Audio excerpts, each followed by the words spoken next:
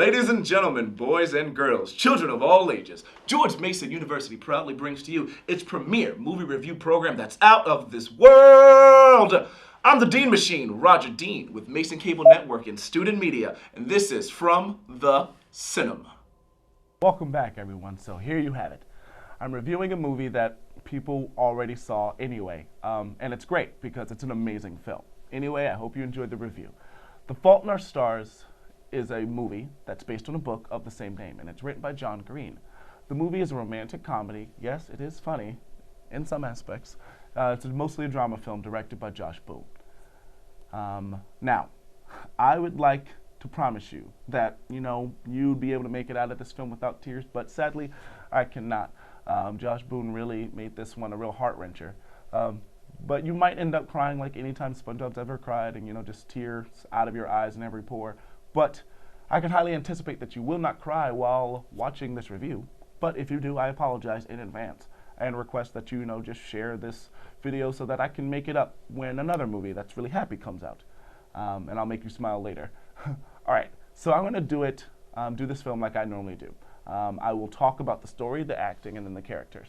And then I'll wrap it up as I see fit, because I have that power, because it's my show. I also want to thank George Mason University and student involvement with OSI Films for bringing this movie to campus when they did. That's how I saw it. And I also want to thank my friends Sarah Brown, Jacob Brown, and Catherine Barlow for all attending this movie with me. I believe, in my personal opinion, that it was a grand time for all involved. Now, let us begin. So, the cast. So the cast is Shailene Woodley as Hazel Grace Lancaster. You have Ansel Elgort as Augustus Waters, Nate Wolff as Isaac, Laura Dern as Franny Lancaster, Sam Trammell as Michael Lancaster, and William Dafoe as Peter Van Houten. Now, this is not really a super star-studded cast by any means. I've never heard of any of those characters, any of those people, those actors, except for William Dafoe. I know him as Norman Osborn, the Green Goblin, in the Spider-Man trilogy, the original one with Tobey Maguire. He is also, unknown fact, Gil in Finding Nemo, and will reprise the role in Finding Dory in 2016. However, he plays the biggest Richard Cranium I have seen in a while on any screen. Now, did I just give away the villain of the movie? Possibly. But in reality, let's get real, the real villain in this movie is life. It is the sickness that ails these two lovely people. The story revolves around the love of two people who both don't have much time left. They could die at any minute, but any of us could die at any moment, in all honesty. But the story is about the love and pain and how both of them are intertwined and they are inseparable. Both of these characters have cancer. Now, this is Roger talking. Movie review aside, it is a real bummer that people just get sick for no reason. And this sickness could potentially take away an organ or worse, their life. I've never had anyone that I have ever been personally connected to or I've personally known and loved be affected by cancer, thank God. However, my condolences do go to those who are currently dealing with this affliction and their loved ones, as well as those who we have lost and their loved ones. I hope everyone is touched by this movie as it touched me. In my opinion, it puts life into a perspective. You take advantage in all of the moments that you're given. People worry too much about the dull things in life, and this is one of the faults. We are all supposed to shine bright, and we don't shine like we are made to do. We are covering it up, and that may be worrying about something not related to your current goal. That is one of the fault in our stars. Now back to the actual review. The acting in this movie made you feel. Shailene Woodley portrays Hazel Grace Lancaster, who's a 16-year-old cancer patient, and the main protagonist in the movie. Hazel Grace Lancaster is the character, and Shailene Woodley, according to the director, looks exactly as the way that Green describes her in the book. According to Boone, over 250 girls read for the part. But it wasn't until Shailene stepped in front of that camera that he truly saw Hazel for the first time. Now, that was stated in an Entertainment Weekly article by Sarah Vilkermerson. And she portrays the role to make you feel her pain and her love.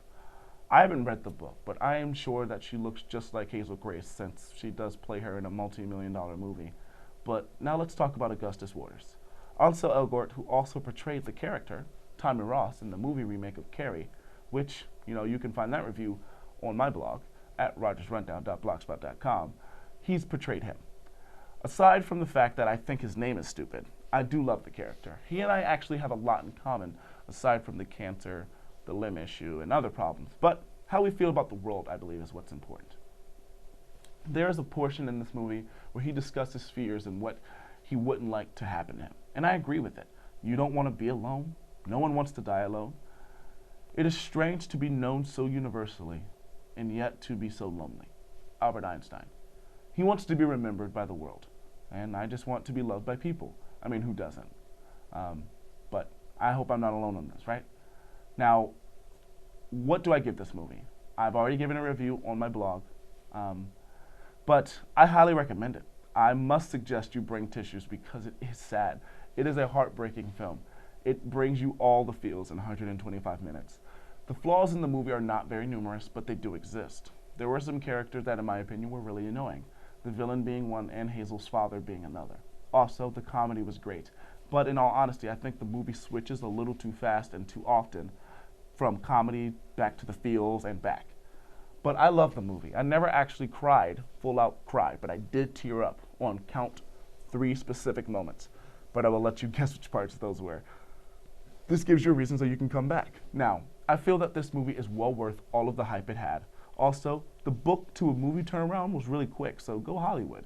Bottom line. 1, thank you to Catherine, Sarah, and Jacob for seeing this movie with me. 2, go GMU. I bleed green and gold. Thanks for showing this movie. 3, cancer sucks. 4, I wish I could meet my writing hero Stanley or Shel Silverstein. Hopefully they aren't like William Dafoe's character. 5, cancer really sucks. 6, this and Les Mis are the saddest movies I have seen in a very long time. 7, my heart goes out to everyone that may be affected by these deadly diseases. 8, go and see this movie and take a friend. 9, tell somebody you love that you love them today. 10, come back next time. 11, tell me where you cried if you did. And if you didn't, you may just be heartless, but it really doesn't matter. It's a great film. Well, until next time, that's the lowdown on my rundown of The Fault in Our Stars 2014. Now, you should know that I thank you all for sticking around to the end of the video. As stated before, I won't give it a rating here, but I already have on my blog, which you can check out at rogersrundown.blogspot.com. If you have any questions, comments, concerns, feedback, or emotional outbursts, feel free to reach out to me personally at Twitter at DeanMachine2016 or my blog, which is again rogersrundown.blogspot.com. That is all. Thank you. And until next time, do good things and make good choices.